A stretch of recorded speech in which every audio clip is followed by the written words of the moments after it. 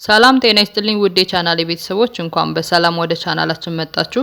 በዛሬው ቪዲዮአችን በምስራቅ አርሲ የሀገራችን ክፍል በደረሰው በኦርቶዶክሳውያን ላይ በደረሰው ጭፍጨፋ መንግስት የራሱን አንዳንድ ማስተባበያዎችን ቢሰጥም ከራሱ ከነዋሪዎቹ ግን አንዳንድ ቪዲዮዎች ወጥተዋል። ማን ይሄንን ጥቃት እያደረሰባችሁ እንዳለ የሱን አንዳንድ መረጃዎችን ይዤላችሁ መጥቻለሁ። እንዲሁም ሌሎች አነጋጋሪ ቪዲዮዎችም አሉ።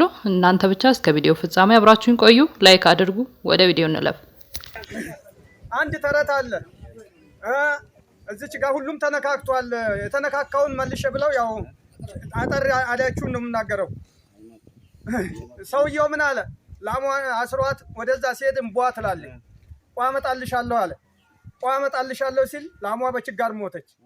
ስትታረድ ምንድነው ጆሮዋ ብቻ ነው የሰባው። ለምን? የሰማችበት አልተደረገላትማ። ጮታችን ስንጮህ አረ ያለቅን ነው፣ አረ ችግር እንዲህ አለብን ጎበዝ ስንሄድ ሌሊት እንደልባችን አንሄድም። ጠላት ወደ ላይ እየተጠጋን ነው። እንዲህ ነው አለቅን ስንለው ወረዳውም ቀበሌውም እሺ ነው ይደረጋል ነው። ግን ሲደረግ አናይም። ብሎ ብሶ መጣ። ቅድም አባታችን ገልጸውታል። ቅዳሴ 1 ሰዓት ተኩል መግባት መጣ። እንገባ ጀመር። ከምን ተችግሩ አንጻር እኔ ጠለታ ቅዱስ ገብርኤል ደብር አስተዳደር ነኝ፣ ሊቀመንበር ነኝ። ብሶት የደረሰብኝ ነው የምናገር። ህዝቡም ማስቀዳሽ ጠፋ። አረ ዛት ይማጣል ምን ይሻለናል? ህዝቡም ተችግር አንፃር ነው ፈርቶ ነው ይሄ ነገር ብለን ወደ በላይ ኡዋል ስንል የሚሰጥ ምላሽ ምንድነው? የሞተ ምላሽ። ችግር የለም አለ በቂ። አረ በቂ መከላከያ ይንጣልን ስን አለ። እንደሰማችሁት ነው እንግዲህ አንድን ጉዳይ ለማብራራት ከተጠቂው በላይ ማንም ምስክር ሊሆንላችሁ አይችልም። እነዚህ ትክክለኛው ቦታው ላይ የነበሩት ማህበረሰቦች ናቸው። መንግስት እንደሚለው አይደለም ጥቃቱ እየደረሰ ያለው ማለት ነው። በተቃራኒው መንግስት ህዝቡ እጅን ዘርጋልን፣ መከላከያ ላክልን፣ ሰላም አድርግልን ብሎ ጥሪ እያቀረበ እሱ ግን ጆሮ ዳባ ልበስ እንዳላችሁ ነው እንግዲህ ከተጠቂዎች እየሰማን ያለ ነው። ሌላው መረጃ ደግሞ ዮኒ ማኛ ይዞት የወጣው መረጃ አለ። እሱንም ላሰማችሁ፣ አብራችሁን ቆዩ። ምስራቅ አርሲ ዞን ላይ በተደረገው ጭፍጨፋ ላይ ዋናው ተሳታፊ ማን ነው? ዋናው ምን እያደረገ ያለው? ህዝብን እየጨፈጨፈ ቤተክርስቲያንን እያስቃጠለ ያለው ማን ነው? ከጀርባ ያለው ጀማል ከናሌ ይባላል። የምስራቅ አርሲ ዞን የብልጽግና ጽህፈት ቤት ኃላፊ ነው። ይሄ ሰውዬ ከነጀዋር ጋር እጅና ጓንት ሆኖ የሚሰራ ነው። ስለዚህ ከውስጥም ከውጭም ጠላት አሉ ሲባል ኢትዮጵያ ላይ ቀላል አይደለም። አርሲ ላይ ጀዋር መሐመድ ምን አይነት ችግሮች ሲፈጠር እንደነበረ ማንም የቅርብ ጊዜ ትውስታ ነው። አጫሉን በግድያ አስመልክቶ ሙሉ ለሙሉ የክርስቲያኖች ተመርጦ ክርስቲያን ኦሮሞ ሆነ ሌላም ብሔር ሆነ ጭፍጨፋ ተደርጎ ሬስቶራንታቸው እንዲቃጠሉ አድርጎ ጀዋር መሐመድ ሲሰራበት የነበረ ጉዳይ ነው። እንዲሁም ይሄኛው አሁን በሚደረገው አርሲ ላይ በሚጨፈጨፈው ህዝብ ላይ ዋና ሆኖ እያስጨፈጨፈ ያለው ጀማል ከናሌ ይባላል። የብልጽግና የምስራቅ አርሲ ዞን ዋና የጽህፈት ቤት ኃላፊ ነው። ስለዚህ ይሄኛው ቀንደኛ ከዛ ቦታ ላይ እስካልተነሳና የተሻለ ሰው እስካልመጣ ድረስ ምን ይቀጥላል? የኦርቶዶክስ ቤተክርስቲያን መውደም እንዲሁም ልጆቿ ምን መገደላቸው አይቀርም። ስለዚህ እያንዳንዳችሁ ወንድምና እህቶቼ ይህን ኢንፎርሜሽን ሼር ኮፒ ሊንክ በማድረግ እንደዚህ አይነት ወንጀለኞችን ብዙ ሙስሊሞች ጨዋዎች አሉ ማቀው ብዙ ጨዋ ሙስሊሞች ብዙ መልካሞች ከኦርቶዶክስ ጋር ከሌላው ክርስቲያን ጋር ከነጹሃን ጋር ለምን ተገደሉ ብለው የሚያለቅሱ ሰዎች አሉ። ግን እንደዚህ አይነት ደግሞ አረመኔዎች ዋናው ቦታው ላይ ተቀምጦ ሲያስጨፈጭፍ የሚውለው ይሄ ነው። የሚገርማችሁ ያ ኢንፎርሜሽን ደርሷቸው መከላከያን ልከው ነበር። ይሄ ነገር ከመፈጠሩ በፊት ሲልኩ ይሄ አጭበርባሪ ሌባ በደንብ አስደግሶ በሪያ ብልቶ በደንብ አብልቶ ፈታርጓቸው አረ ምንም ችግር የለም ብሎ ልኳቸው 2 ቀን በኋላ ነው ይሄን ያስደረገው። ይሄን መንግስት አቃላችሁ እንደሆነ ምንም ችግር የለም ብሎ መከላከያን መልሷቸው ይሄ ነገር አፕል ሊሆን ነው ተጠንቀቁ መረጃ ደርሶናል ብሎ ሲባል ቀጥታ ሲመጡ ድግስ ነው የጋበዛቸው። በሬ አርዶ ተጋበዛቸው። በኋላ እነሱን ሸኘ። እነሱ ከሄዱ በኋላ የሚፈልጋቸው ሰዎች መጡ፣ ቤተክርስቲያንን አቃጠሉ፣ የሚፈልጉትን ህዝብ ገድለው ሄዱ። ይሄ ነገር የሚያስደርገው ዋናው ጀማል ከናላ ይባላል። መቼ ነው ጠቅላይ ሚኒስትራችን በሚዲያ ላይ የሳላትን ኢትዮጵያ መሬት ላይ አውርዶ የሚያሳየን? በእውነቱ ነው የምላችሁ ሀገራችን ጠቅላይ ሚኒስትር አላት ለማለት አያስደፍርም። ይሄ ሁሉ ነገር እየተፈጠረ ያለው መንግስት እያለን ነው። በጣም ነው የሚያሳዝነው። አሁን ለእኔ ጠቅላይ ሚኒስትር አብይ ያለንበት ሁኔታ ምንድነው ብትለኝ የመጀመሪያ ምልህ ነገር እሱ ነው ዋና። ይሄ ውሳኔ ምን አምጥቷል ብትለኝ አሜሪካ ውስጥ ታሳሪዎች ሞት ፍርድ የተፈረደባቸው ምህረት የማያገኙ ታሳሪዎች ዴድ ማን ዎኪንግ ይባላል። በሞቱ ቆሞ እየሄደ ያለ ሞቷል። ያ ሰውዬ ቴክኒካሊ ሞቷል ለማለት ለኔ የመጀመሪያው የፖለቲካ እውነታ ኢትዮጵያ ውስጥ ጠቅላይ ሚኒስትር አብይ ሞተዋል። ሂዝ አ ዴድ ማን ዎኪንግ። እየተንቀሳቀሱ ነው፣ እያወሩ ነው፣ እየበሉ ነው፣ እየጠጡ ነው፣ እየተኙ ነው፣ ግን ሞተዋል። ለኔ መቼ ነው አስከሬናቸው የሚጎተተው የምትለዋን ብቻ ነው ሰዓት እያየሁ ያለሁት። ይሄንን ግለሰብ ካስታወሳችሁ ከዚህ በፊት ባለው ቪዲዮም አንዳንድ መረጃዎችን ሲለቅ አጋርቻችሁ ነበረ። በአርሲ ግድያ ላይ እጁ እንዳለበት በግልጽ እየተናገረ ነው። ወደፊትም ወደ አማራ ክልል ደሴ ላይ እንደዚህ አይነት ነገር ይፈጠራል ጠብቁ እያለን ነው።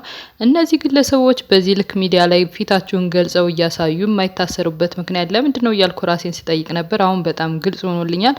እናንተም እንደገባችሁ ተስፋ አደርጋለሁ። እስኪ የገባችሁን ኮሜንት ላይ ጻፉልኝ። ዛሬ ያለውን ደግሞ ላሰማችሁ። አይ ኦርቶዶክስ ግማሹን በእስር ቤት ግማሹን በውጭ በጥይት ኦርቶዶክስ ካሁን በኋላ አለቀልሽ፣ ውሃ በላሽ። ግማሾቹ በእስር ቤት አፈር ድሜ ይበላል፣ ግማሹ በውጭ ደግሞ በጥይት በአብሪ ጥይት ግንባሩን። ኦርቶዶክስ ጣፈንተሽ ካሁን በኋላ ነግሬሻለሁ።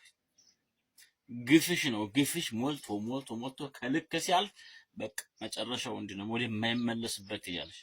አርቲስቱን ፎከረ፣ ቲክቶከሮቹም የፎከሩ እና እፎ የሚባል አባቱን ማያቅ ዲቃላ አለ። እናቱ ጠላ ቤት ነው የወለደችው። እንደነሱ አይነት ፎከሩ፣ ዋጋ የለውም ካሁን በኋላ። በዚህ ሳይሆን በዚህ አቅቷል። እንደዚህ አይነት ግለሰቦች በይፋ ወጥተው በድፍረት እየተናገሩ፣ ስለዚህ የአማራ ሕዝብ አዝኖ መቀመጥ አለበት፣ ኦርቶዶክሳውያን የያዘን መግለጫ ብቻ ሰጥተው መቀመጥ አለባችሁ ብላችሁ ነው የምታስቡት? ድንቅ የሆነ የሞጣ ንግግር ልጋብዛችሁ። አማራ አያለቅስም። አሩስ እያልክ ነጠላ እንጠልጥል የሚሉ ጠላቶቻችን ገዳዮቻችን ናቸው። አማራ ስነ ልቦናውን ለመስበር 30 ሰው ሞተ ብለህ ማልቀስ ድንኳን አንጥልም።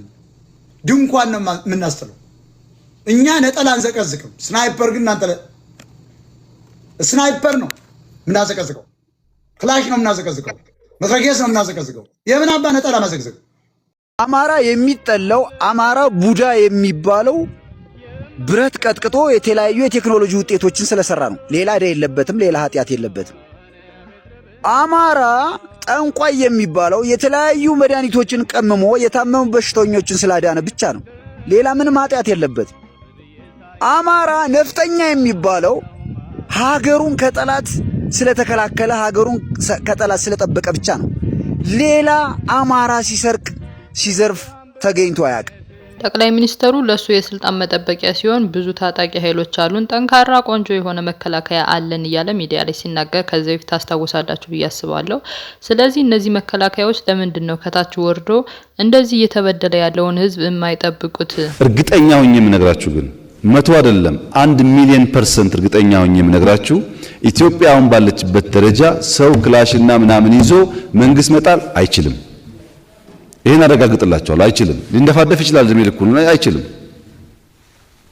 አይሆንም። መንግስት አሁን ያለበት የአቅም ደረጃ እንደዛም ይሞከር አይደለም። የተሻለ ሰው፣ የተሻለ ገንዘብ፣ የተሻለ መሳሪያ፣ የተሻለ ነገር አለው። የተሻለ ደግሞ ያለው ያቆማል ማለት ነው። አያዋጣም። ለማያዋጣ ነገር ጊዜ ማባከን አያስፈልግም። የማያዋጣ መሆኑን በምን ታውቃላችሁ? ለምሳሌ ኦሮሚያም አማራም ትግራይም ሂዱ፣ ሁሉም ጋር በዚህ መንፈስ ውስጥ ያለ ፎርስ ሲባላ ታዩታላችሁ። ለህዝብ ከሆነ ምን አባላው? የሸዋ ሸኔና የወለጋ ሸኔ ለህዝብ ከሆነ ለኦሮሞ ህዝብ ከሆነ ምን አባላው? እሱ ያነሳው ምሳሌ ምናልባት አሁን ለሸኔ እያለ ከሆነ ያለው አንተ ያደራጀው ሸኔ ነው። ሸኔ በሁለት ይከፈላል፣ ትናንት ባየነው ቪዲዮ። ስለዚህ ያንተ እጅ አለበት፣ እሱ ማስተካከል ያለበት አንተ ነህ። ፋኖ ግን እንደዚህ አይነት አላማ የለውም። ላሰማችሁ፣ የፋኖ ትክክለኛ አቋም ይሄ ነው። ኮዛችንን አሳልፈን የምንሰጥ የህሉና ጥያቄያችን የተነሳንበትን አላማ ኮምፕሮማይዝ የምናደርግ አይደለም። ታሪክ ከዚህ ትግል የምናተርፈው ታሪክ ነው ሲባል ነበር ቅድም። ታሪክ ብቻ አይደለም፣ ትውልድም ጭምር ነው ምናምን። እኛ መስዋዕትነት ልንከፍል እንችላለን፣ መጪውን ትውልድ ግን እናድነዋለን። አንገቱን ቀና አድርጎ እንዲሄድ የአባቶች ሀገር እንዲኮራ እናደርገዋለን። ያን ዓላማ የተሸከምን ስለሆነ በዛ በኩል ምንም ጥርጣሬ ሊኖር አይገባም። አንድ ነገር ልንገራችሁ፣ ማንም ወደደም ጠላም፣ ማንም መረረውም ጣፈጠውም የነገ ታሪክ በእኛ እጅ ይጻፋል።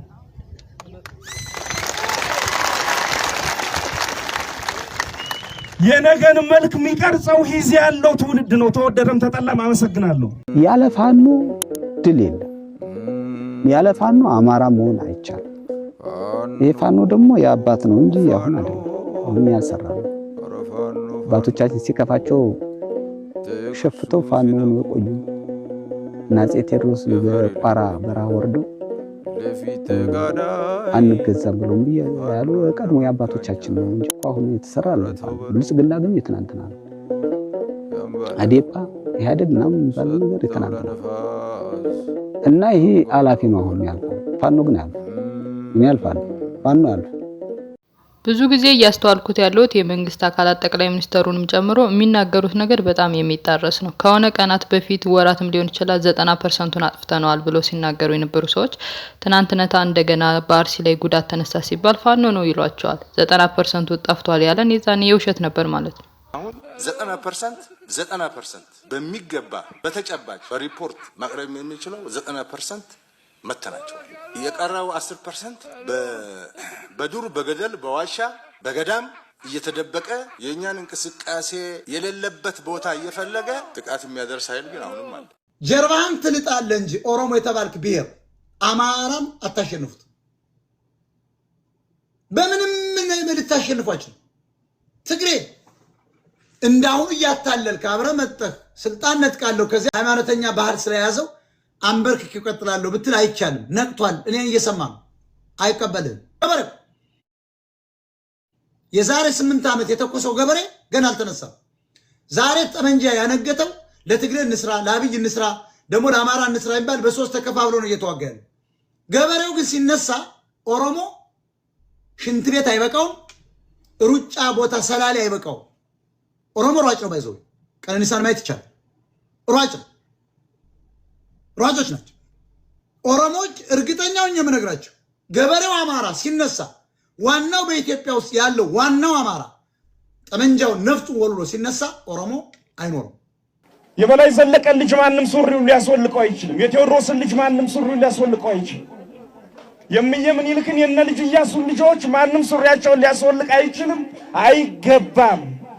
በህዝብ ድምጽ በዲሞክራሲያዊ መንገድ የመጣውን መንግስት በኃይልና በወረቀት በዘፈን ጋጋታ ሊያፈርሰው ይችላል። ማን ነው ደግሞ በዲሞክራሲና በህዝብ ድምጽ መታል ያለ? ዝናሽ ነች።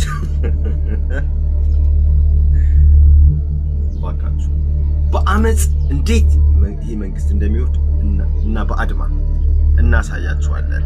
እንችላለን። ወጣት ቢያልቅ፣ ካህን ቢታረድ፣ ቤተክርስቲያን ቢቃጠል፣ ሰው ቢሞት እግዚአብሔር የተዘጋ ከፍቶ ቤተክርስቲያንን ያስቀጥላታል። ላረዳችሁ ሰዎች ግን ወዮላችሁ። ክርስቲያኖች ይታረዳሉ። የቀሩት እንኳን ደግሞ ተስፋ እንደኖራቸው ይቃጠልባቸዋል። መስቀል ካንገታቸው እየተበጠሰ መሳቂያ ይደረጋሉ። ይሁሉ ተደረገ። ክርስቲያን ደም ስንት ሲፈስ ነው የሚሞላ ጽዋ? አይበቃም ወይ?